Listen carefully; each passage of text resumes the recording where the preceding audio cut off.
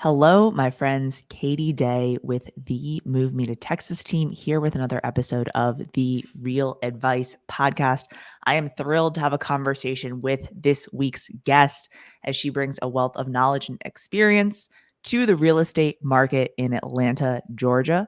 She navigates the dynamic and ever-changing real estate market in Georgia, helping clients to achieve their real estate dreams. But as a broker owner, she also assists her brokerage agents in achieving their real estate goals as well. So I know today will be a very interesting conversation. Please join me in welcoming Deborah Morton from Atlanta, Georgia. What's going Thank on? you, Katie. It's so good to be here. It's an honor actually, because I've known you long enough that I've watched we've both scaled together separately For in sure, different for states, sure. but it's been Um, great. it's been cool. Yeah, Mhm. as a lot of us in the real estate world have embarked on creating brokerages and teams and things like that. And so I always love, our conversations. So I come away with things that it's like, oh, I like we could do something like that or we could implement that. So I love Mhm. the groups that we're in. But for those that don't know you, how did you get into real estate and the real estate world? It's so funny. Every time I do an interview, that's the lead off question, and I've gotten over myself in sharing about it because what led me to where I am today was the biggest gift. But at the time, when anybody experiences a ginormous failure, it's easy to feel like your life is going to end. And oh my gosh, how could this failure, anything possibly good, come from it? But that's what got me to where I am today. I had a manufacturing company, American startup manufacturing, really cool product, really cool company, and it failed. Not something I'm super proud of, but I am proud of the lessons I learned from it and the Yeah. fact that I risked it and did it. Um, Through that process, the very short version is I did not file bankruptcy. I paid off all my debts because I got really good at real estate really fast. When people hear about what motivates you, what's your why? Well, my why was not losing my home or telling my family that we are broke and going to Yeah. lose our house. So when you have a strong enough why, anybody can do anything. And I buckled in and learned and grew and paid off my bills and Yeah. developed a whole new career. Well, and so hitting the ground running, I think, is one of the hardest things for agents to do. So, like, if as you, I know you mentor agents. I know you have a lot of agents in your brokerage, and you've had a team in the past. So it's always kind of been a thing that you've done, right? If you were Mhm. talking to a brand new agent, right? If the brand new agent that's listening, that's getting in this market, and it's a tougher market than we've had over the past few years, what advice would you give to that brand new agent of like, here are some things that I did that I'd recommend you do, or here are the things that you need to implement kind of thing.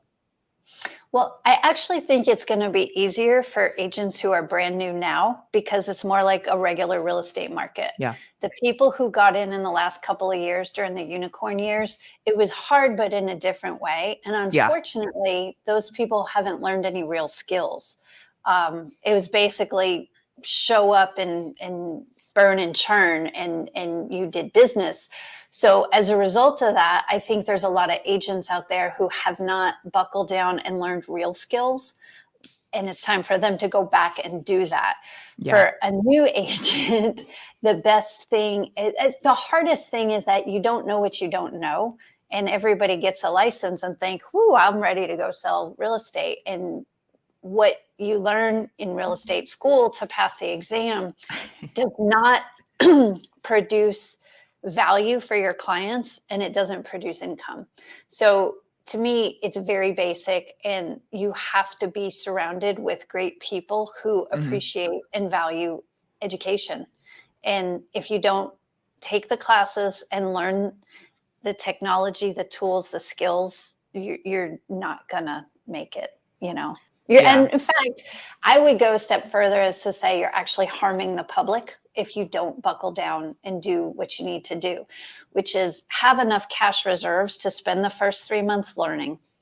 You just did a 2 week course to get a license. That does not mean you're ready to go help people with their biggest assets. Yeah. Um, Well, and I always recommend to agents when we first meet with them, especially brand new or people that are making some sort of career change, like if you don't have, and I normally say 6 months worth of reserves in the bank, like this Mhm. may not be the right job for you, right? This may not be the right career for you today, right? So like maybe At the you right stay in that time, job, right. right? Yeah. For a little bit longer to save up a little bit more money. Because Mhm.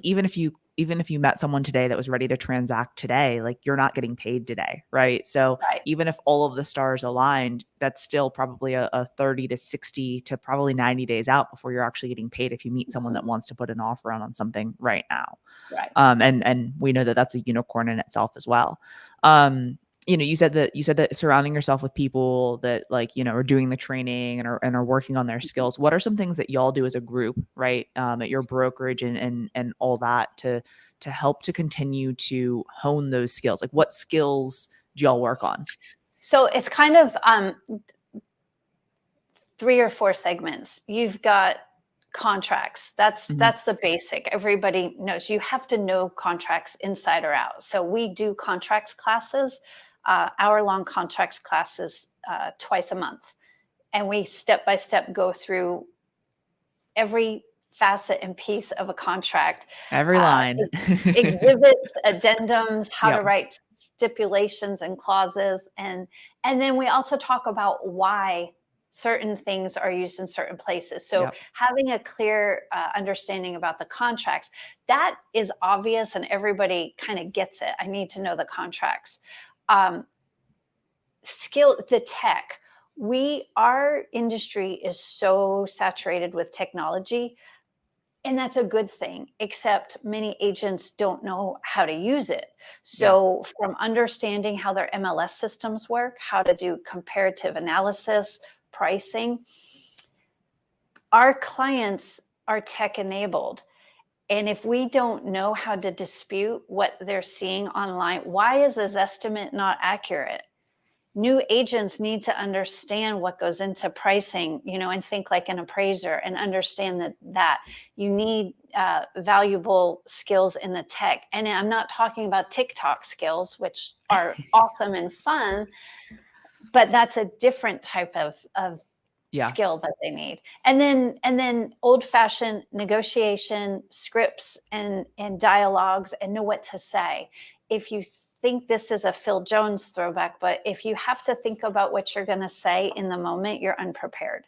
You for have to sure. know what's coming in a transaction and be able to guide as a professional consultant. And if you don't know what to say or what the next step is in the Yeah. process, you're not really helping anybody. Yeah, for sure. That's always we had a coach that was like, the only things that you need to work on with your brand new agents are consultations and contracts, consultations and contracts. And we'll fill in everything else along the way, right? And we'll continue to do training and stuff like that. But it's like if they can write the contract and understand the contract, right? And then do the Yes. consultation to get people that want to buy homes and want to transact and do that. But yeah, adding in, the CMAs and understanding pricing and understanding kind of what goes into all of that and being able to Mhm. intelligently talk about that is huge because everyone, both realtors and consumers, have their idea of why this should be at this price or why it should sell here or why it should be whatever. And sometimes it's right and sometimes it's wrong, but you've got to be able to combat that. We spent a fun exercise recently having the new agents pull up, here's the property address, Hmm. 123 Main Street. And they are looking at what the consumers are looking at, which would be the Zestimate or any of the online sites that, there's online estimators everywhere. And then going through the exercise of pricing on their own. How would you price this Yeah, home? And it was very enlightening to see if our agents are not bringing more value than the customers can figure out on their own. Why do they need you? you exactly. know For like sure. contracts, you can pull a blank contract from the internet, you can pull a Zestimate from the internet. So what value do the agents have? And in light of the changing marketplace that we have, our agents need to understand that just like there's a place for a CPA or an attorney as a professional guide and consultant, there is a place for a professional real estate agent, but in what capacity? Yeah. Yeah. No, I would agree 1,000,000% on that. We do something similar too, where we'll do like, hey, here's a property, Mhm. and we're going to pretend like this is a multiple offer situation, and I need you guys to run, an analysis and figure out like where you can push price, and and Mhm. I want you to write what you think is the most competitive offer. And it's funny because you always have someone that writes like, the slightly over list, all cash, no option period offer. But then like we go around the room and we say, okay, defend your offer. Why did you say this? Right. And they're like, oh, well, this is where we could push price. This is why we did no option period. This is this, that, and the other. And then you have, the people that are writing like a 5% down conventional with like a 45-day close. And so it helps them to understand, right, like where you should be pushing the envelope, and, the terms that you can, kind of advise your clients on. But yeah, regularly That's going over awesome. that. It It's well, it fun. makes them better. It does. They when we take our old multiple offer. So as a listing agent, when I get multiple offers, we have a very detailed spreadsheet for all the Yeah. offers we receive. So when we take that spreadsheet and run through with new buyers agents what the details are, okay, this Yep. was the property and these are the offers that came in. Explain to me how you would explain it to your client about why this is a better offer or a less than offer and Yeah, the subtleties. And that gets our agents to a higher skill level. for sure. They learn to articulate the differences between good offers and we have to help our clients this no matter what their circumstances are. So it's fun. Well, especially with multiple offers, sometimes it's not the Mhm. highest dollar amount offer that you recommend to your client, right? Like, That's right. so it's good to teach those kind of nuances, right? Because it's not always black and white. I love Yeah. that. I don't think anything in real estate is black and white. We I live in shades of gray and nuance, I and people who are so black and white in their thinking, it's a very frustrating industry for them. Yeah, I agree for sure. All right, so I know obviously. How long have you been in real estate? When did you get in?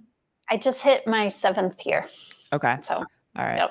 And so I know you had a team for a while, and then you transitioned to your own brokerage. So you've been in the coaching and training and mentorship game for a while now, right? Yes. What do you look for when you are bringing on new agents to your group or to the brokerage? Whew, integrity. Our core values are very clearly defined, and they got that way because I learned everything the hard way. Yeah, Um, if if if someone has, they have to exhibit a mindset for growth and appreciation for teamwork, high integrity, a commitment to excellence, and like those are absolutely imperative to be. I can teach contracts. I can teach negotiating strategies. I can teach lead generation techniques. yeah. But what I can't do is put a commitment to excellence and integrity into somebody and a So how growth mindset. They have to want to get better every day at what they do.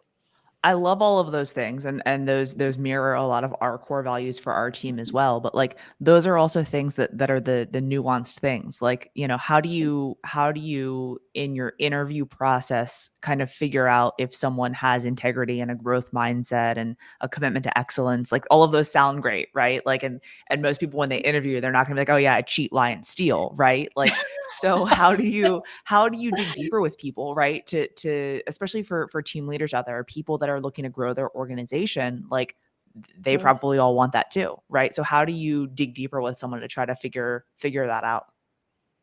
Well, I have figured out that how you do anything is how you do everything. So there will be plenty of examples through that initial phone call or inquiry to maybe second or even third interview Okay. process that you're going to be looking for core values, asking, what their previous, very few people. I don't think I know anybody in real estate that didn't have a prior career doing something. Yeah, So normally. exploring that and where are what their background is from. Did it require any persistence? Do they have any grit in anything that they've done? Grit matters. Uh, how Yeah. easy do they quit?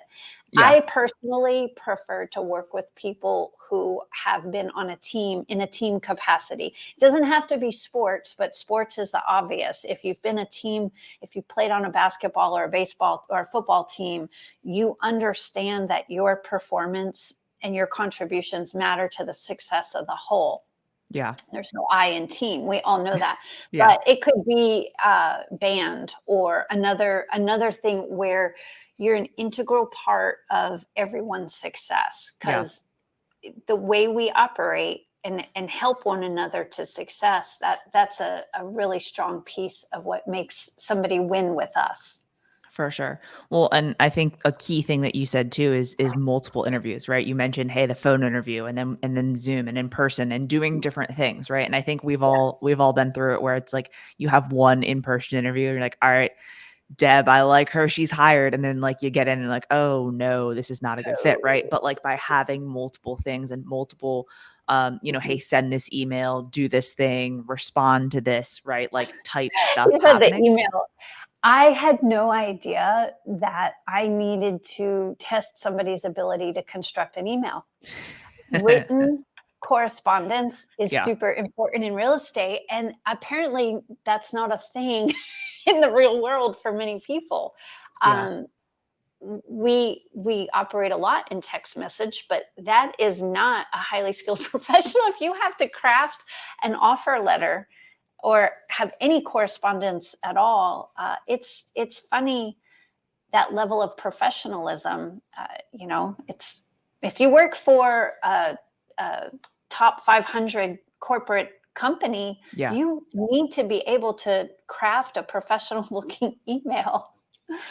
It's that's so so true. A team leader that I know Mhm. in Washington, they actually have an essay question portion of their interview process. That's And they're like, we great. don't really care what the answers are. We want to see if their answers are thoughtful, right? And if like Mhm. they're writing in complete sentences and if they're capitalizing words that need to be, because like again, like you're like, I didn't think that that was something that needed to be said, but like, hi, name, comma, right? Like that's how we write, right? You could use a colon or a comma, but like, like people don't always know that punctuation these days. And Yeah, it's one giant 3-line run-on sentence with no punctuation or capitalization. yeah, yeah, yeah, yeah. Constant stream of consciousness. No, but I think it's also sometimes too like the different personality types, and Mhm. like I'm the type of person that like my email may just be like a subject line and that's my thought and it's like, do this morning, blah blah blah, whatever it may be, right? So if I get an email that's a 3 sentence paragraph that has no punctuation, like I'm just probably gonna delete it, right? Like Mhm, that's right. And it's funny because our group, we have an assortment of ages and backgrounds, and I love the diversity in our group. Really love it. But with that, it brings such differences. So now that I have learned to start speaking to these things, it seems like, but again, how you do anything is how you do everything. So if attention to detail matters, then it needs to matter for everything. And that yeah, would be, your professional appearance, your business cards, how you keep your car if you're going to be meeting clients, all of the things. I mean, we're going like old school. yeah, We live in a high tech world, but what is most impressive to people is when they really can trust their lives, their families, and their biggest asset with our agents. Every detail matters. So, new agents, listen up, find a mentor. what would you say was the biggest mistake you've made in building a team? Which one? You're like, how long do we have? Oh gosh. Not not vetting the agents I brought on. I Mhm. get so excited to help people succeed. when somebody acts like they're excited. I Yeah. I do a much better job of vetting. And actually, I'm not really chasing agents anymore. I don't. It doesn't work out. I might think they're a great person, and they are a great person, and I can see the potential in them. But sometimes it's not. It's the timing isn't right. They may want it, but they might not be ready for it. Yeah. So I'm just a lot more careful now. And I would rather stay small and excellent than dilute our brand and the quality of what we're doing by adding bodies or even people who are enthusiastic to like, yay, let's do this. If they don't have a commitment to growth and excellence and high integrity, it's not going to work out. So Yeah. I'd rather wait. That's it. Enthusiasm doesn't pay the bills. It does not. And Um, it actually is huge liability. yeah. Well, and I mean, I think that what a lot of people realize in starting a team is like in the beginning, like you're not quite sure what your value prop is, you're not quite sure what your agent avatar is, and then like as you have some people that don't necessarily fit that, you're like, oh, this is actually what we're looking for, this is the type of agent that we Mhm. want, and it's going to succeed in this environment, right? Because like my team's different from your group, which is different from another brokerage, which is different from Right. another one, right? And so we all have that kind of avatar that we're looking for, and once you kind of understand that, Yes. you quit hiring anyone. Well, and I think when you're starting with your team, it's very easy to you get excited, and you also need money. It's expensive to Yeah. start. So you're like, hey, this person seems to be good and wants to do it. Um, it's not until you've gone through those uh, lots of paper cuts, lots and lots of paper cuts along the way. You have to go through that learning curve. And I don't know anything except experience that'll get you there. Yeah. I got really good at transacting real estate because I've done so many transactions. You I mean, I hate to say it, but going big is not necessarily the end all if you don't. In fact, I would say the opposite of it. I would say small and excellent is a way better business model than the mega.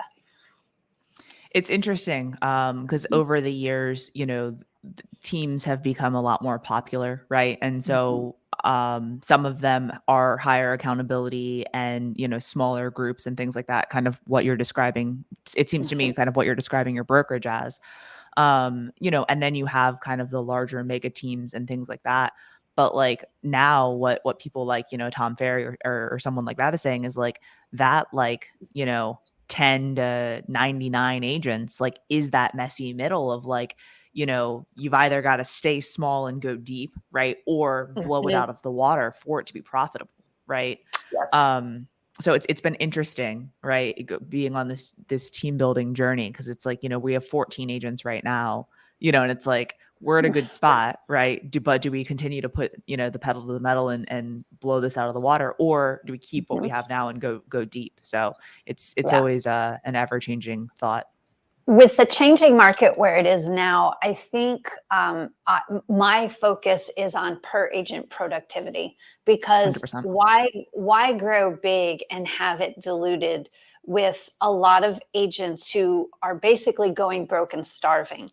That doesn't help them. It doesn't help the clients. It really just dilutes, and that just contributes more to the industry wide problem of average. I don't, nothing about what we do is mediocre, and we're not shooting for average. We're shooting for excellence. So if our per agent productivity, if every agent on our team is selling 2 to 3 houses a month, everybody's making money, everybody's Yeah. happy, and they're all full time professionals who are committed to their craft. And I do look at us as craftsmen. We have to be craftsmen in our approach, excellent and highly specialized. If we do that, the business is there, referrals are there. It flows the way it's supposed to.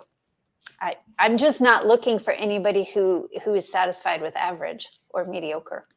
I love that. Well, and so digging in a little bit deeper on that and kind of like mindset, I know you used to do triathlons.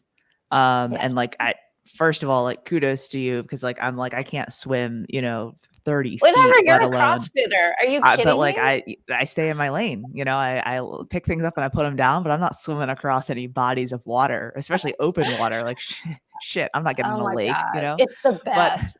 Talk about a um, headspace that's good.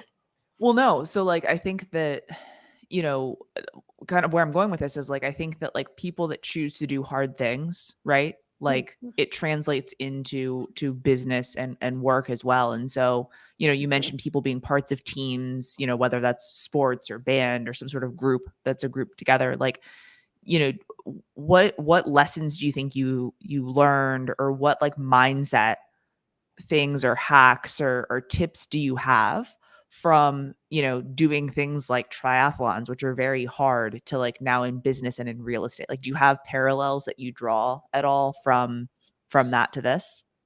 I do. It's a really excellent question. And um, I found an article I wrote for a local paper way before real estate, when I was really starting to get into triathlon, and about how it changed my life, because it is hard. It's also a sport that you really can't win. Like, there's no peak. I mean, it's like lifting, like, okay, now I can bench whatever. You're challenging yourself to be better all the time. So I do think there is a direct connection and parallel to people who will challenge themselves just to see, can you climb the mountain? Can you swim the lake? Can you, run the marathon? And then, okay, I did that. Can I do it better? Now what? Yeah. And that's why we have Ironman travel. Have you done an Ironman? I've not done the full, because my daughter was young, and the commitment to training. But I checked all the boxes that I needed to check, Yeah. for me, because it's a commitment to training that is Oh the God, so basically a significant. part-time job, right? So the I number of so hours felt pretty selfish when I got to that level. Um, but I'm really comfortable where I am now. And now when I take on a task, think about any sport. Triathlon sounds extreme, so I'm going to set that one aside. But let's just talk about running. Someone who hasn't run a 5K, you have to put in the reps. You have to go out and you start with a walk, you start with a run jog, you do yeah. it 3 days a week. Now you're at 5 days a week. Now you've pulled a Hal Higdon training program from online, and you start following the program. It's that level of discipline to accomplish something that is a good human attribute for growth. And that's all it is. So then your 5K becomes a 10K. Then you just do it with your friends because it's fun. All of that is great, but it is the discipline of, it's the compound effect. I'm a big Darren Hardy fan too. Love him. Yeah. The compound effect of the daily disciplines, plus then you're proud of yourself. You've accomplished something. Yeah. How is that not relevant to our work? Like, Yeah. it, so that's it. Well, You CrossFit. If you skip, you come back the next day and you're like, shit, it hurts. yeah. Most days I'm like, ah, man, my shoulders, my quads. Um, Right? no, but I think being able to find things like taking this back to like the question of like how do you determine people's, the nuanced skills and mindset and things like that. But it's like if you can dig in and find things like the triathlon or like running or like those Mhm, type of things that people have done, it's also, I think, when you're finding that time for self-improvement mhm, in your schedule, because it's hard, right? Like you get caught up. We were talking about it, before we kind of started recording, right? Of like, God, time management's tough, right? Just as an individual person, then you add in a pet, then you add in a kid, then you add in, or I guess spouse in there sometimes, whatever. But like all of these things in your life, right? Like, and it's like you only have 24 hours in a day, right? And if you're still mhm, sleeping and working and doing all these things, like, how are you finding those time for that? So it's always interesting, and I love talking to people that have done really cool things, right? Because it's like, mhm. you figure it out. So Tom Ferry always talks about highest and best use of your time. mhm. So uh, you can apply that to every area of your life. When you walk in the house after working, and you know you've got 15 text messages to reply to and emails and phone calls still coming in, but your family hasn't seen you all day. If you can set that aside, and the highest and best use of my time is to spend 30, 45 minutes with my family, quality time, Yeah. and then reply, it's discipline. It's having the discipline to do what you need to do that is the highest and best use of your time. Likewise, when it's lead generation time, when it's hour of power time, block it all out and do your work and not have a zillion distractions. And as I'm saying that, I feel a little bit like a hypocrite because I still struggle with it too. Oh, I mean, we Everybody all do. does. We all do. Yeah. Yeah. I don't want anybody to think that it ever gets easier. You just become more disciplined about it, and you have to have grace with yourself when you botch it. That Yeah. I think is super important. Be I love that. compassionate and kind to yourself. Which, I mean, most people aren't, right? It's They're not. your worst critic, hardest on Mhm. yourself. All right. So we're talking about mindset. We're talking about discipline, and running many miles and swimming and shit. But we're gonna take this in a completely different direction. If it were your last meal on earth, what would you be eating? Steak. All right. Do you have a particular cut that's your favorite? Oh, yeah, absolutely. Filet, medium rare. All Absolutely. right. Perfect. No Thick cut, hesitation. I love it. Yeah. Okay. no hesitation, lots of salt, bourbon. I'm gonna have a smoked old fashioned with my steak, and I'm gonna have probably a flourless chocolate cake Chocolate. for Yeah. dessert with a good Cabernet. Not necessarily in any order. I might eat the dessert first, actually, because Yeah. it's my last meal. You know. Do as you please. What about Buck you? all traditions. My two favorite things are sushi and steak, so it would be some sort of combo of that. So Yeah, I could. Sushi would be good with that. yeah, awesome. Well, hey, thank you so much for your time today and insights. If someone doesn't follow you on social, where's the best place for them to find you and connect? Clareo Real Estate, Clareo Real Estate. Clareo is a shining light, and we should all be a bright, shining light in our communities. So go sparkle. Katie, you sparkle every day. Amazing. I appreciate you. Thank you so much for your time, and I'll hopefully see you soon. Thank you.